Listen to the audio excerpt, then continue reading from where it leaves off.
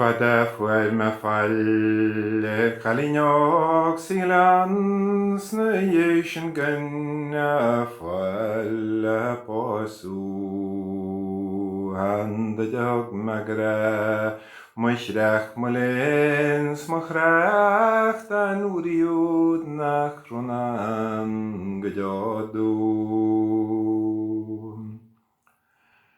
Sin ceanna na háireann a bheits me héana agus conar a galathe a thugasc ag an cheardlan a ggóir le teach na náran nó the Songhouse Jadóní seo go gcuin ag i 7:00. Bhí í linn fáhanne an range agus fónathe sin agus árainn eile. Please join us next Sunday for a workshop of Gaelic songs from Donegal where we will learn that song that I just sang and some others. You can register for this at the Songhouse. It'll happen at 7:00 Irish time on Sunday night, and we very much look forward to meeting you. There are a few places still left, so don't delay. Slán go fóill, gur maithfidh.